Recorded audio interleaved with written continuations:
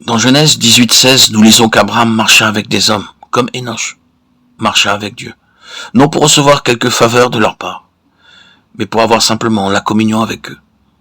Ensuite, les deux anges se rendirent à Sodome, mais l'Éternel continua de parler personnellement à Abraham. Alors l'Éternel dit, cacherai-je à Abraham ce que je vais faire?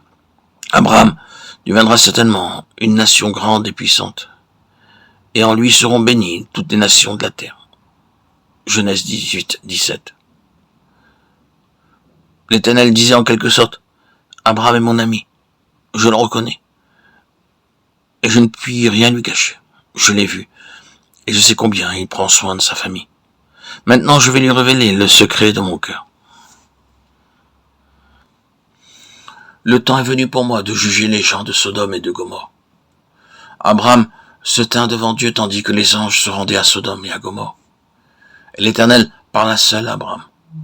Étant son ami, il lui parla en toute liberté. Il n'envoya pas ses anges pour parler à Abraham, mais il vint personnellement pour lui parler. Certaines gens envoient leurs serviteurs quand ils veulent parler à telle ou telle personne et ils disent « Va chez un tel et donne-lui ce message ». Mais Dieu dit ici « Je veux parler moi-même à Abraham. J'ai quelque chose d'important à lui dire. » Quel privilège nous avons, quel honneur d'être les amis de Dieu. Imaginez un instant que Dieu lui-même vienne nous voir pour nous parler. Mais avant tout, nous devons être mis à l'épreuve et trouver digne de ce privilège. Dans Genèse 18:19, l'Éternel dit « Je le connais, je sais qu'il commandera à ses fils et à sa maison, après lui de garder la voie de l'Éternel. » Dieu avait observé Abraham et sa famille constamment, et il avait vu qu'il avait fidèlement donné le message de Dieu à toute sa famille. Toute famille devrait avoir régulièrement le culte de famille. Si nous enseignons la parole de Dieu régulièrement et fidèlement à nos enfants, nous pouvons devenir nous aussi des amis de Dieu. Alors, ce qui est caché aux anges nous sera révélé. Quand Dieu annonça à Abraham le jugement proche de Sodome et Gomorrhe, ce dernier pria en leur faveur et devint hardi en tant qu'ami de Dieu. Nous aussi, nous pouvons avoir la hardiesse et la liberté d'intercéder pour d'autres et demander grâce et miséricorde pour ceux qui se trouvent dans les ténèbres. C'est ainsi que nous pouvons devenir des collaborateurs de Dieu. Dieu ne s'adressa pas personnellement à Lot, mais il lui envoya ses anges pour l'avertir, parce qu'Abraham avait intercédé pour Lot et sa famille. Le Seigneur ne désirait nullement partager son secret avec Lot, parce que celui-ci l'avait peiné en préférant séjourner près de Sodome et de Gomorrhe.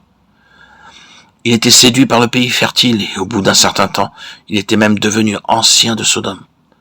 Il en résulta que ses propres gens se complurent dans les plaisirs du monde.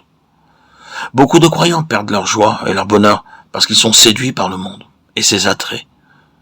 Tout comme Lot, si nous suivons les plaisirs du monde et ses honneurs, le Seigneur ne viendra pas à nous et il ne nous révélera pas ses secrets.